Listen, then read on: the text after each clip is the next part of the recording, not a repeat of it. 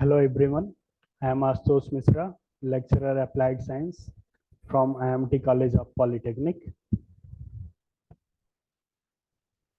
Here in this video lecture, we will study about the geometrical optics. Initially, we will see some basics of the light. Here, uh, light light is a wonderful gift of nature which helps us to see the objects. Light is an electromagnetic wave, and when it strikes some objects and reflect back to the our eye, then image formed at our retina. It means the light helps us to see the objects. Here, there are some nature of light. Light always travel in straight line path. Light does not require medium to travel, hence it can travel in vacuum.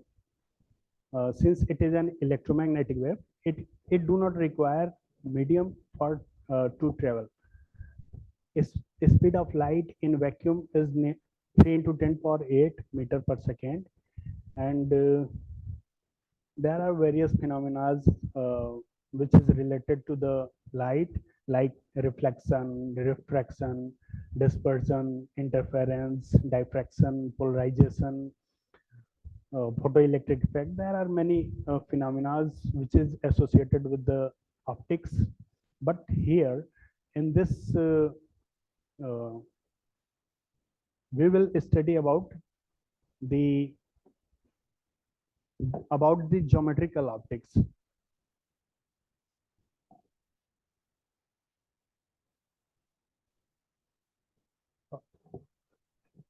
There are अगर इस जैसे light की different phenomena है, interference है, diffraction है, polarisation है, या फिर रिफ्लेक्शन हो गया, रिफ्रैक्शन हो गया, डिस्पर्जन हो गया, इन सबों को स्टडी करने के लिए ऑप्टिक्स को 2 या 3 कैटेगरी में डिवाइड किया गया है.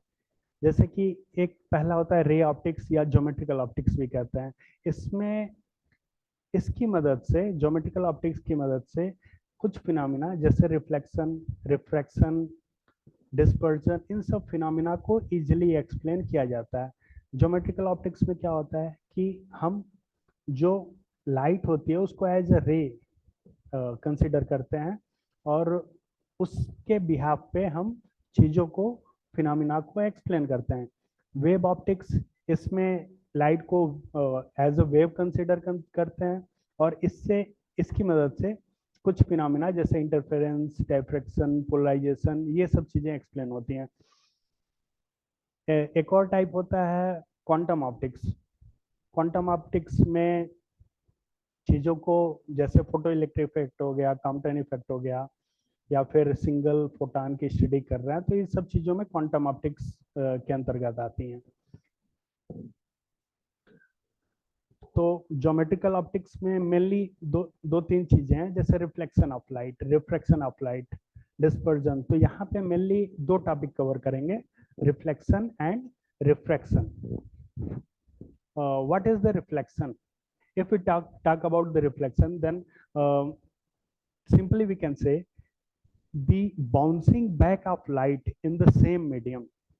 If it is incident on a surface which is highly polished, then the light, most of the light reflected back in the same medium. This is called reflection of the light. Here we can say there is a person which is holding a mirror in his hand, and the sunlight is coming, and by getting reflected from this mirror, it appears on this wall. This is an example of the reflection. Now we will see some terms which is associated with the reflection, like this is a mirror. Here there is an incident light. This is the point of incidence.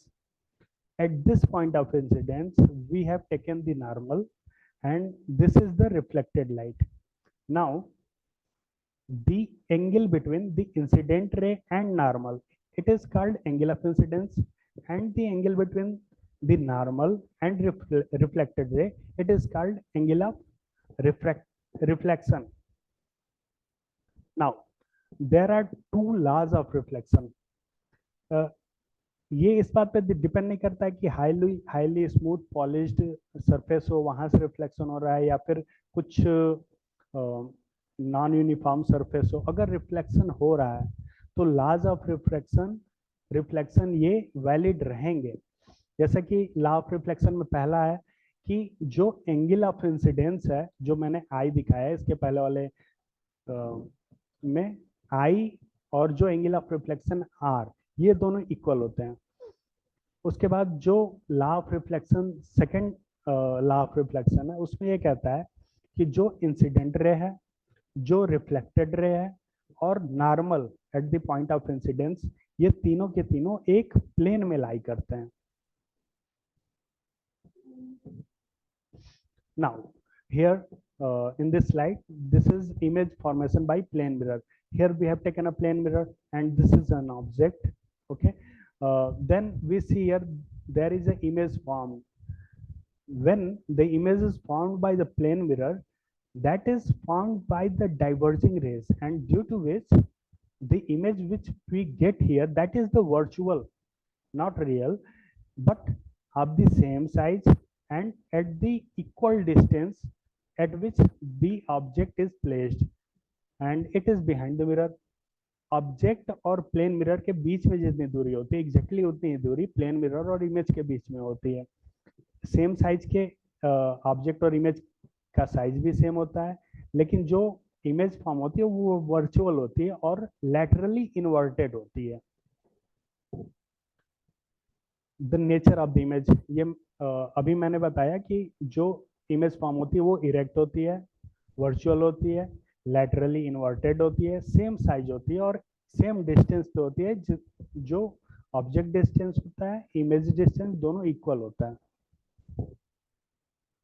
Now अब हम बात करते हैं spherical mirror की. अगर हम spherical mirror consider करते हैं तो इसमें मेनली दो टाइप होते हैं, कॉनकेव मिरर और कॉन्वेक्स मिरर.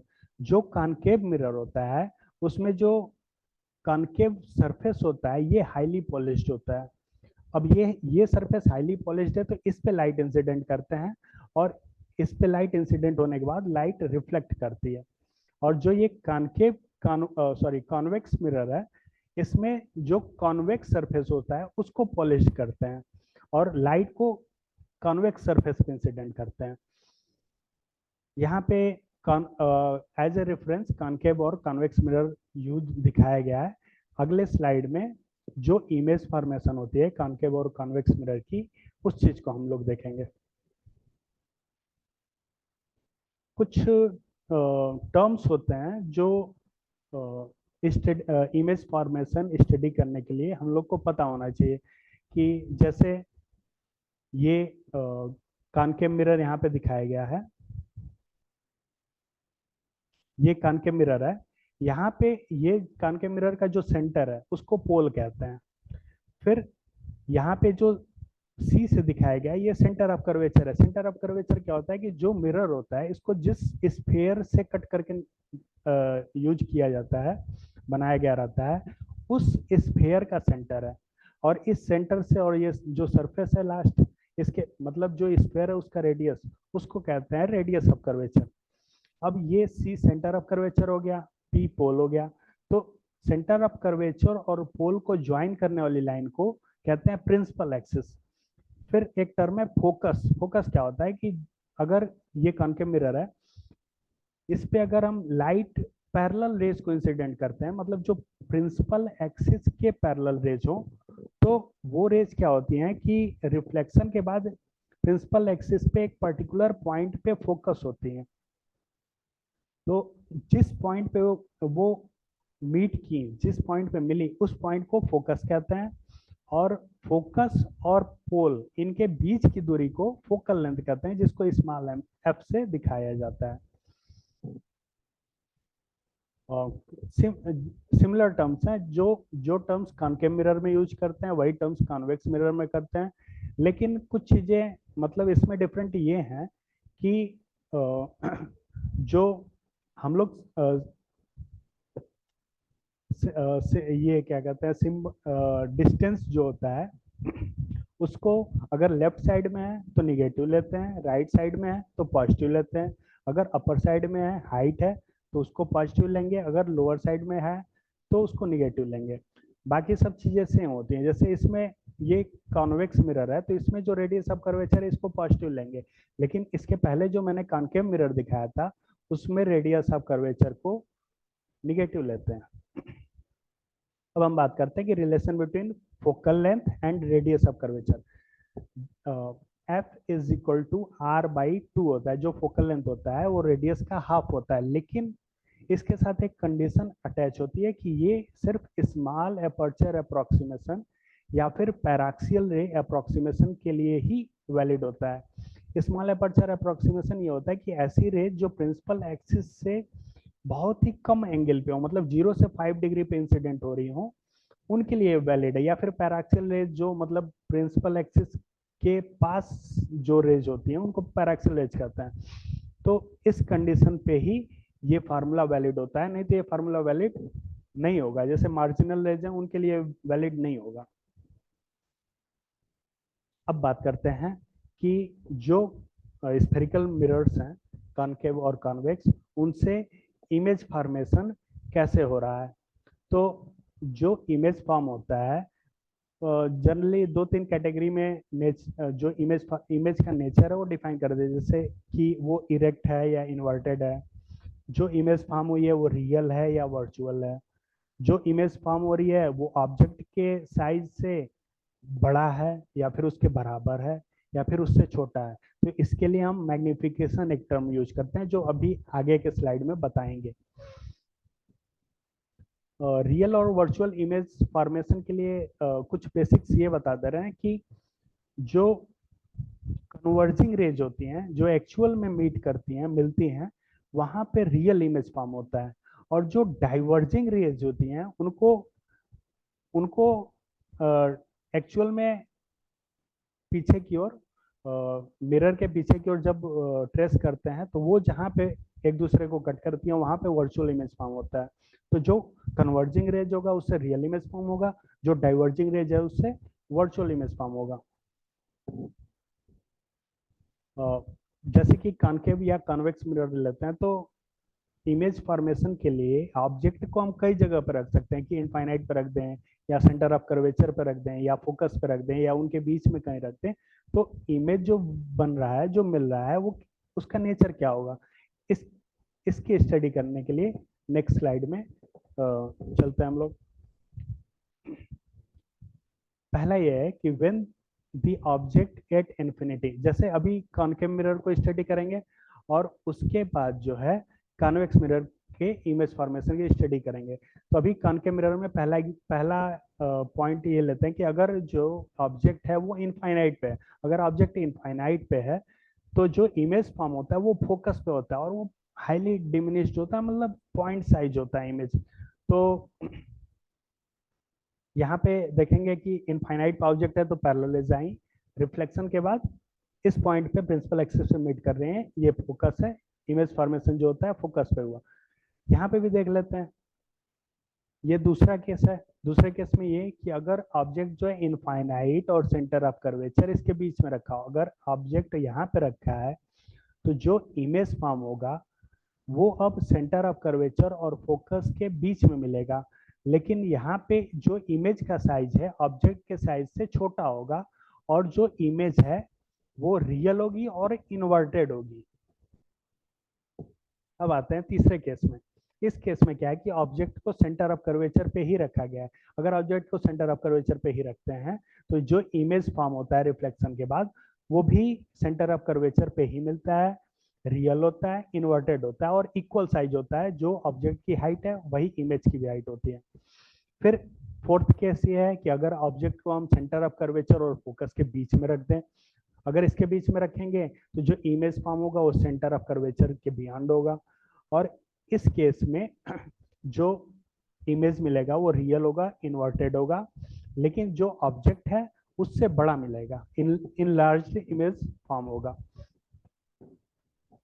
फिर अब ये केस लेते हैं कि अगर ऑब्जेक्ट को ही फोकस पे रख दिया जाए, अगर ऑब्जेक्ट को फोकस पे रख देंगे तो रिफ्लेक्शन के बाद जो रेज हैं वो पैरेलल चली जाएंगी। पैरेलल चली जाएंगी मतलब इमेज का फॉर्मेशन इनफाइनाइट पे होगा, और जो इमेज होगी वो हाईली इनलार्ज्ड होगी, रियल और इन्वर्टेड होगी। फिर जो लास्ट केस होता है कॉनकेव मिरर का, जिसका एप्लीकेशन भी सबसे ज्यादा होता है, कि ऑब्जेक्ट को फोकस और जो पोल है उनके बीच में रख दें। अगर ऐसा करते हैं तो इस केस में जो इमेज फॉर्म होगा वो बिहाइंड द मिरर वर्चुअल मिलेगा और हाईली इनलार्ज्ड मिलेगा, और इरेक्ट भी फॉर्म होगा, सीधा फॉर्म होगा।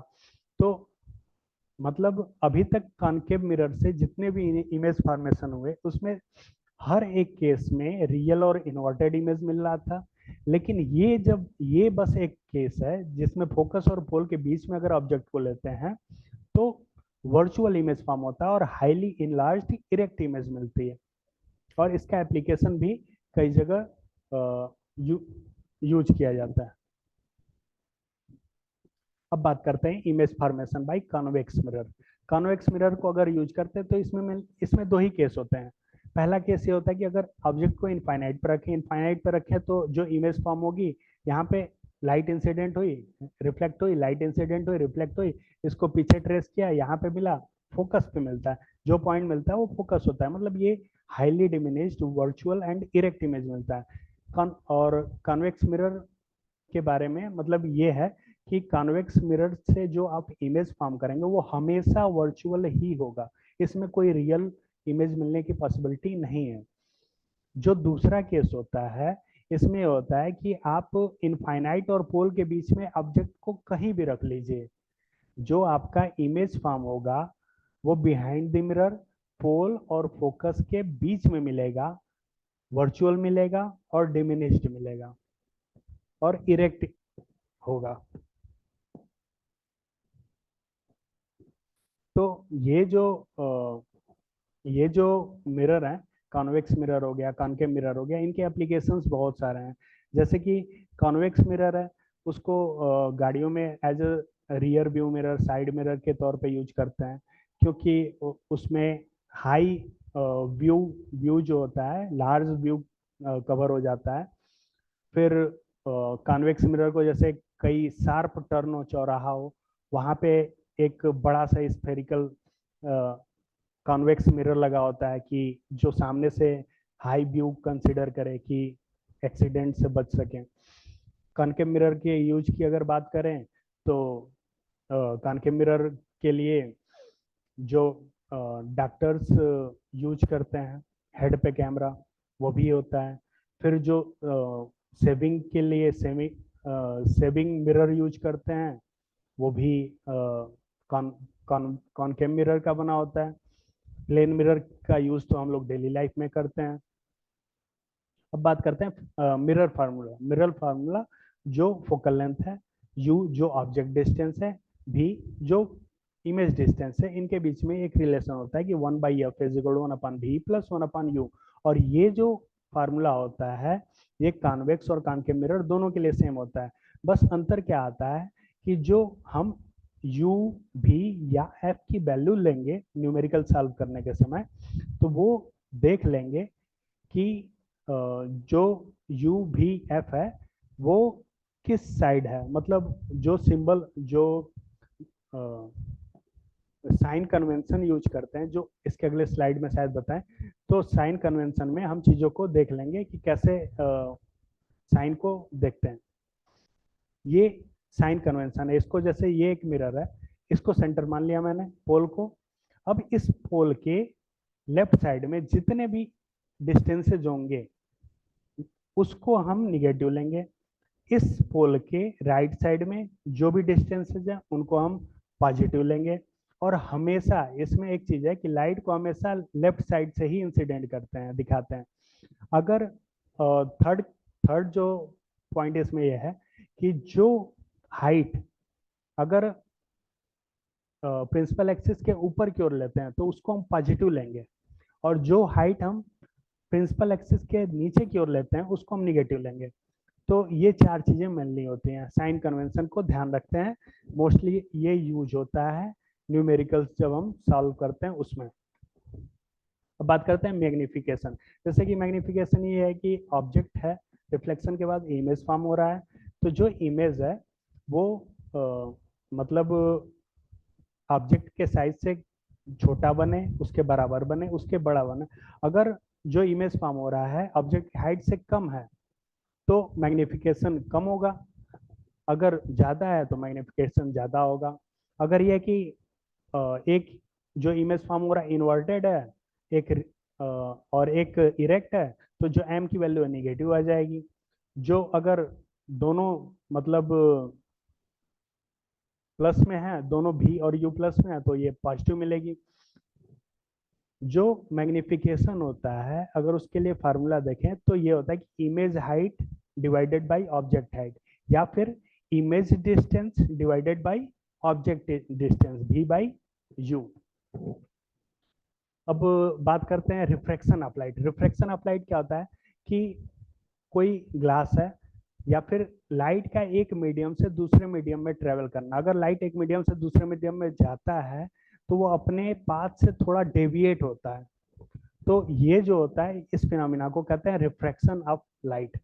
जैसे कि लाइट यहाँ पे गया, इस ग्लास में गया, तो ये अपने पाथ से थोड़ा डेविएट किया, और फिर ये जब इस ग्लास से निकला तो ये फिर अपना पाथ से शिफ्ट हुआ। मतलब जो इनिशियल पाथ था और जो फाइनल पाथ था उनके बीच में थोड़ा सा लेटरल शिफ्ट मिलता है। इसमें भी वही सब टर्म्स हैं, जैसे ये इंसिडेंट रे है, ये रिफ्लेक्टेड रे है, normal at the point of incidence, इनके बीच के एंगल को एंगल ऑफ इंसिडेंस कहेंगे, इसको एंगल ऑफ रिफ्रैक्शन कहेंगे। जो रिफ्रैक्शन में भी दो लॉज होते हैं। पहला, इसमें भी पहला फर्स्ट लॉ ये बताता है कि जो एंगल इंसिडेंट रे है, जो रिफ्रैक्टेड रे है और नॉर्मल, वो तीनों के तीनों सेम प्लेन में लाई करेंगे। और जो इसमें सेकेंड लॉ होता है लॉज ऑफ रिफ्रैक्शन में, वो ये बताता है कि जो इंसिडेंट रे है उसका साइन ले लें, जो रिफ्रैक्शन है उसका साइन ले लें, तो उनका रेशियो ले लें, sine i upon sine r ले लें, तो ये वैल्यू हमेशा कांस्टेंट आएगी। और इस कांस्टेंट को रिफ्रैक्टिव इंडेक्स कहते हैं। जो रिफ्रैक्टिव इंडेक्स होता है वो बताता है कि किसी मीडियम में जब लाइट ट्रेवल करेगी तो उसके स्पीड में क्या चेंज आएगा। उसका फार्मूला होता है n is equal to c upon v, जहां सी जो होता है speed of light in vacuum और भी जो होता है speed of light in that particular medium. ये जो फार्मूला है sine i upon sine r is equal to constant is equal to n लिख सकते हैं, या फिर n two upon n one, v one upon v two is equal to, तो इसको कहते हैं स्नेल्स लॉ। अब बात करते हैं कि रिफ्रैक्शन का एग्जांपल क्या है। जो स्टार्स होते हैं वो ट्विंकलिंग करते हुए दिखते हैं, तो एक्चुअल में स्टार्स ट्विंकल नहीं करते हैं, लेकिन जो एटमॉस्फेरिक रिफ्रैक्शन होता है उसके वजह से स्टार्स जो है ट्विंकलिंग करते हैं।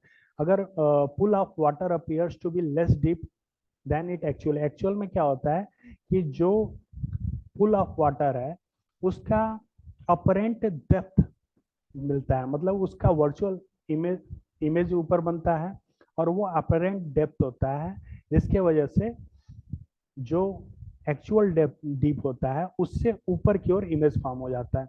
रेनबो फॉर्मेशन में भी यूज होता है, कैमरे लेंसेज में भी होता है, ग्लासेस में भी यूज करते हैं, और भी बहुत जगह रिफ्रैक्शन का यूज होता है। यहाँ पे एक एग्जांपल लेते हैं रिफ्रैक्शन ऑफ लाइट का। जैसे कि ये पेंसिल है, पेंसिल में ये एक ग्लास में वाटर मतलब एक ट्रांसपेरेंट लिक्विड लिया गया, उसमें एक पेंसिल को रखा गया। अब पेंसिल का जो ये हिस्सा है ये एयर में है, और पेंसिल का जो ये हिस्सा है ये अगर हम वाटर लेते हैं तो वाटर में है। तो एक्चुअल में ये बेंड क्यों दिखा रहा है, जो जो पेंसिल है वो बेंड यहाँ पे क्यों दिखा रहा है। इसका रीजन है रिफ्रैक्शन। क्यों? क्योंकि यहाँ पे जो लाइट आ रही है एयर से, तो एयर से सीधे आई पे आ रही है और रेटिना पे इसका इमेज फॉर्म हो रहा है, वो एज इट इज आ रहा है बिना डेविएटेड। लेकिन यहाँ पे जो ये पोर्शन है इससे लाइट जब टकरा के वापस आ रही है तो लाइट अभी डेंसर मीडियम में है यहाँ पे, और जब यहाँ से बाहर निकलेगी तो वो रेरर मीडियम में आएगी। तो डेंसर मीडियम से लाइट जब रेरर मीडियम में आती है तो वो अपने पाथ से डेविएट होती है। तो एक्चुअल में जो ये पोर्शन है और ये पोर्शन है, तो इनके इमेज में थोड़ा सा डेविएशन आ जाता है, इसीलिए जो पेंसिल है वो डेविएटेड दिखा रही है। अब ये स्टार्स जो है, ट्विंकलिंग ऑफ स्टार्स, ये भी एग्जांपल है एटमॉस्फेरिक रिफ्रैक्शन का। अब इसमें क्या होता है कि एक्चुअल में तो स्टार्स ट्विंकल नहीं करते हैं, लेकिन जो हमारा एटमॉस्फेयर है वो कई लेयर्स में फॉर्म होता है। कई लेयर्स में फॉर्म मतलब लेयर्स जो होती हैं डेंसिटी या टेम्परेचर के रिस्पेक्ट में कई लेयर्स में डिवाइडेड होती हैं। तो जो लाइट आती है स्टार से, वो उन लेयर से जब पास करती है तो उनके पाथ में डेविएशन आने लगता है। तो ओवरऑल जब ये हमारे आंखों तक आता है, रेटिना पे जब इमेज फॉर्म होता है, तो ये एटमॉस्फेरिक रिफ्रैक्शन की वजह से ट्विंकलिंग करते हुए दिखाई पड़ते हैं।